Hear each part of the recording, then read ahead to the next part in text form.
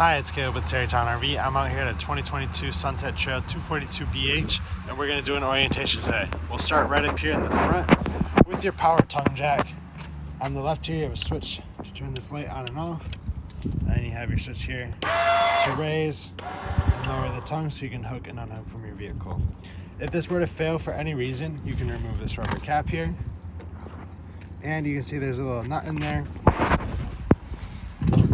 This crank right here will fit on that, and then you can crank that up and down manually without having any power.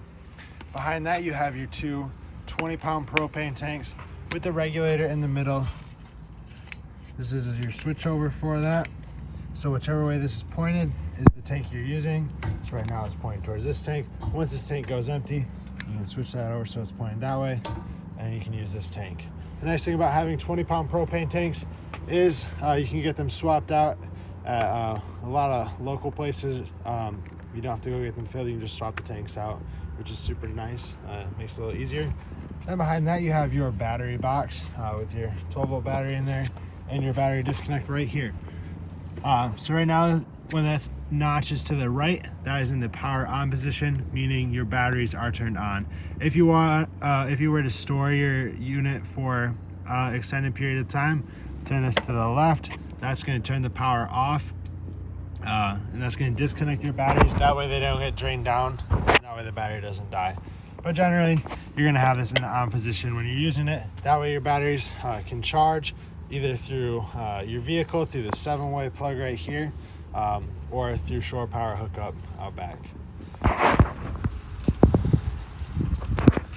Right here you have some vehicle information, including cargo weights, carrying capacities, your VIN numbers on there, tire pressures are on there as well. In the pass-through here, you can see this goes all the way through to the other side. You have your docking station for your water hookups. There's a light over here. You have prep for solar, prep for inverter there.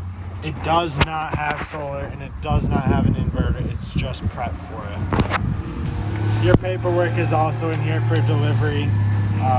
So that'll be, once you get the unit delivered, that'll be the paperwork the driver has you fill out. Then for your docking station up at the top, you have your fresh water tank filled. So if you are not hooked up to water full time, you will stick your garden hose in there and fill your fresh water tank. It's just a gravity fill, and then you'll be able to check and monitor the level of that on your monitor panel inside. Once that tank is filled, you will turn your water pump on, and that will create your water pressure for you. If you do have water hookup full time, hook up to your city water connection right here, leave your hose on, and that'll create your water pressure for you. With the city water connection, I do recommend you use a water pressure regulator. That's going to lower the water PSI into a more reasonable range for the unit here. A lot of times city water pressure is a little too high because it's designed for houses and not RVs. So that water pressure regulator will help to lower that. And you can run your hose up through the floor of the compartment here. That way you can still close your compartment door over top.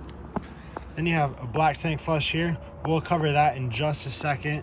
But we'll keep continuing on here. You can see freshwater quick drain.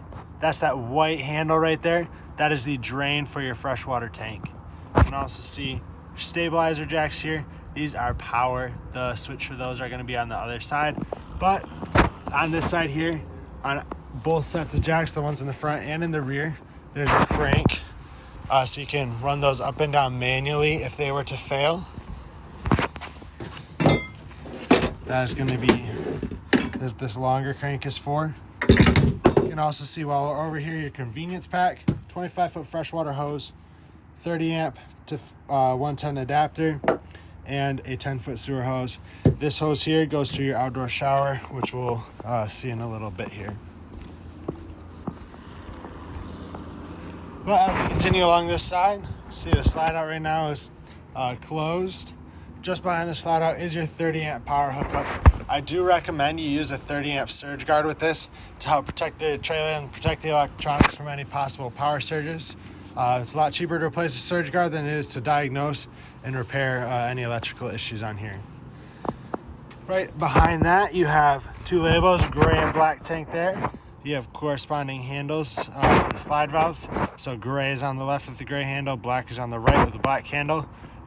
When you go to drain your holding tanks, you do want to do it in a specific order. So you hook your sewer hose up, then you'll pull your black tank handle. Once that black tank is empty, you'll pull your gray tank handle. And that gray tank is your dirty sink and shower water. It's going to help to rinse the black toilet water from your black tank out of the end of your hose here and out of your sewer hose. Then you can close your gray, leave your black tank open, and that's when you'll use your black tank flush. That's located up here. So hook a hose up to that, run water through it for 5 or 10 minutes, and that'll spray directly into your black tank, and it'll help to rinse it out and clean off your sensors so you can get more accurate readings on your monitor panel inside.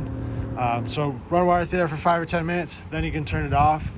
If you have full sewer hookup, when you drain your tanks, or when you're filling or using your unit, make sure those valves stay closed and only open them once the tanks read full. Otherwise, you'll get a buildup of the solid waste and particles that go into your tanks, and they'll just start to build up in there, and then you'll have to get your tanks replaced. Out back here, you have your spare tire. You have a ladder up to your roof, which is fully walkable.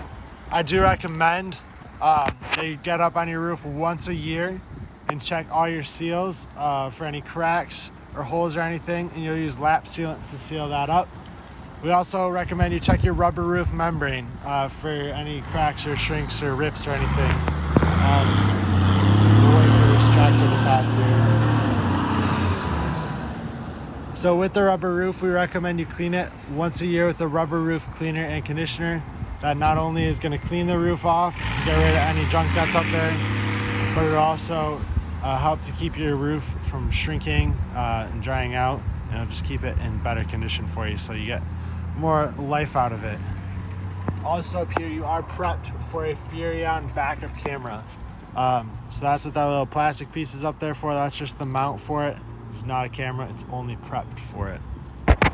Below your ladder, you have your water heater. This is gas and electric. Your switches for it are inside.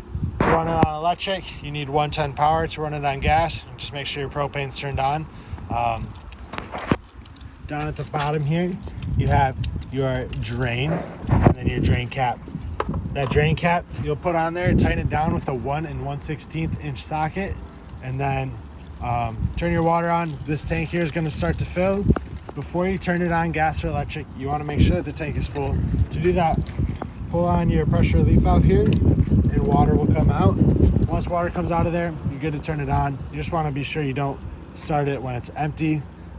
That'll burn up your heating elements and you'll have to get those replaced. When you're all done using the unit, take your drain cap off so that the water can drain out of there. I would recommend you don't leave that cap on, otherwise your water is just going to sit in there and it'll get stagnant over time. Next to that, you have a spray port. So that blue slinky hose that is in the pass-through compartment, that'll connect up to here with just a quick connect, and you'll have a little sprayer on the back of the unit. You also here have inputs for satellite and cable TV. So if you have a satellite dish or if you have cable hookup where you're staying, you'll hook your coax up to here. These are the inputs for that, and then inside you'll adjust to that accordingly. Your bumper has caps on both ends that you can pull out and use the bumper for storage for your sewer hose. That way you're storing that away from all your other belongings, and that way it's not getting them all dirty and gross. On the door side here, we have your outdoor kitchen. So we'll undo the travel lock, release that, and we'll get out. And then you can lock this in the out position.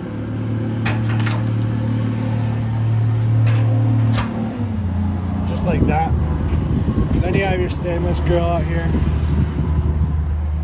Your instructions for lighting it and your dial are right there. And if you look underneath, right here you have your LP hose. That's going to go to this LP quick connect right here, which is tied into your propane system. So that'll take LP from your 2 tanks up front. You also see this switch here that's labeled extend and retract. That is for your rear stabilizers. So hold down extend, and that's going to start to extend down. These are for stabilization only, not for leveling. So their purpose is to keep the trailer from rocking around when you're using it, not to level the trailer out. So once these touch the ground here, like that, hold the switch down for just an extra second, and that's going to put more pressure on the jacks. That way they can properly do their job. Otherwise, they'll just kind of float on the ground, and as you move around inside, the jacks will just move with you. We'll slide that back away, we'll lock it up. You have your outdoor refrigerator here with a temperature dial in the top corner there. This is 110 only. It plugs into a 110 outlet on the back of it, or actually right there. So you do need shore power for that to work. You have two outdoor speakers out here, which are controlled from your radio inside. If you wanted to set up a TV outside, you have outputs for your coax there, and you have 110 outlets as well. Otherwise, you can just use those outlets for anything you have to hook up out there. This silver vent here is your furnace exhaust, so that's going to blow out hot air when you're running your furnace. You want to be sure you don't block it or touch it or put anything in front of it that could burn or melt. Then we have your solid steps here going into the entry door. So we'll open that up. When you take these steps in and out, make sure your door is open as far as it can go, like so. And then you'll take the steps, pick up on them, and they're going to set up into your door frame. Release the latch, and then you can lock them in place. You see how it rattles around a little bit with that lock? Once you close your door over top of it, that's going to pinch the latch on both sides, and that's going to secure your door. To release it, grab the yellow handle, push it to the right or to the left. Either way will undo the lock. There we go. And set them down. When you take these out, you want to make sure the top of the step here sits as flush as possible to the kick plate. To do that, you can adjust the legs on either side. There's going to be pins that you can take out, and then you can slide the leg up or down as needed, and then put that pin back in to secure it, and then your door closes right over top. This door is on a friction hinge, so there's not a holder or anything to support it open, but with that hinge, it makes it a little difficult to open and close, even just doing it by hand. So that's going to allow for it to stay open and not be knocked around by the wind. You have a second switch up here for your front stabilizers. So just hold down and extend once again. And it's going to be the same thing. Run them down to the ground. Once they're on the ground, hold down the button for just a second longer, and that will put extra pressure on the jacks so they can properly do the job.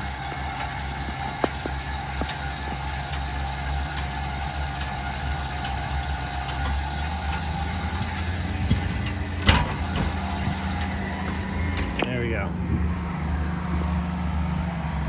Up in the pass-through on this side, we already went over your convenience package and cranks.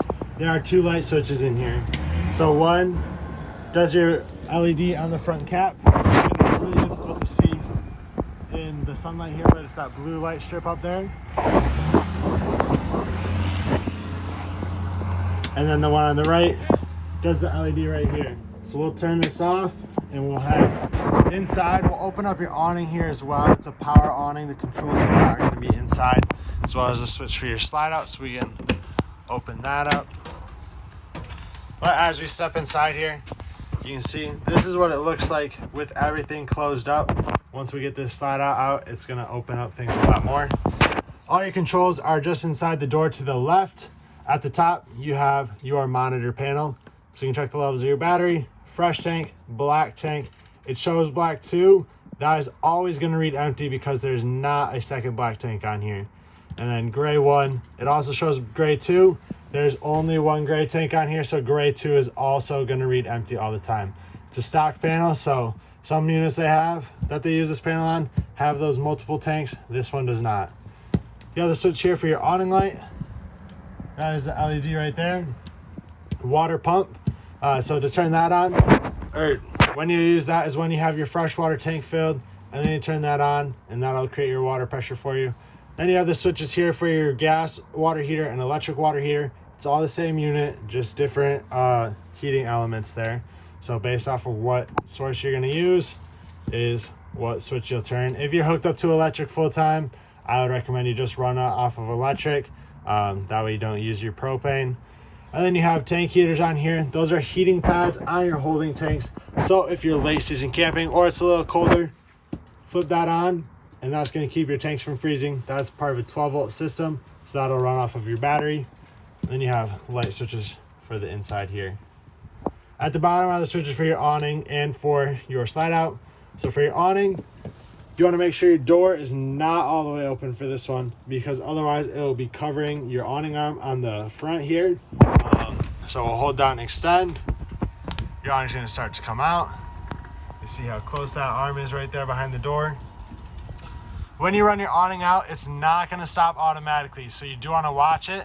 There's going to be a little extra fabric piece that hangs down at the end, and you'll also see the bare awning tube. That's going to be your indicator to let go of the button, and that it's fully extended.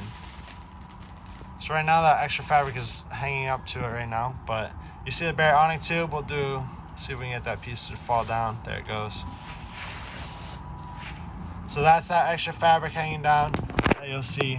Sometimes it sticks up to the tube like it did. What I like to do to get it to come back, or to get it unstuck, is just retract the awning a little bit and then extend it back out, and that usually releases it. Your awning arms are adjustable on both sides as well. If you pinch these tabs here, that's going to release this button, and you can slide that up or down to adjust the arm. That way you can pitch it one way or the other so that water will drain off of it and not pool up on top. And we'll retract this back up against the side of the unit here. It's going to stop automatically once it gets up to the side, or not automatically, but it'll stop once it gets up against the side. Then you have the switch for your slide out here. So we'll hold down slide out. That's going to start to extend that.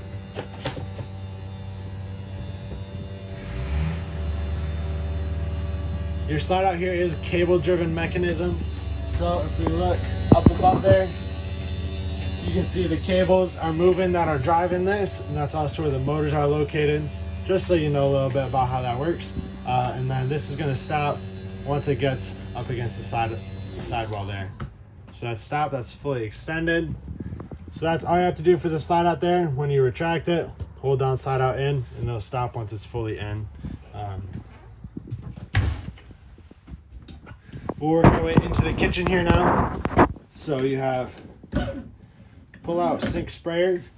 Your keys are also on your sink on the faucet here. These gray keys are for your entry door and also for your slam latches up front. This silver key here is going to be for the door to the inputs for your cable and satellite in the rear. Up underneath your cabinet here, you do have a 110 resettable GFCI outlet. You see it has a little sticker on there. That is part of the inverter prep or solar prep. So if it were to have an inverter or solar, it would be powered up by those features. This does not have an inverter or solar once again.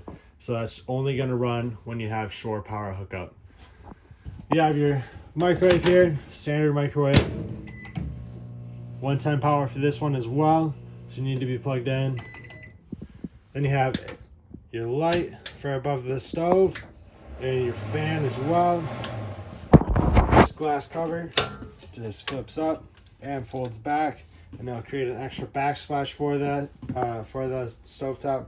To light it, turn it to high, turn your igniter to the right until your burner lights.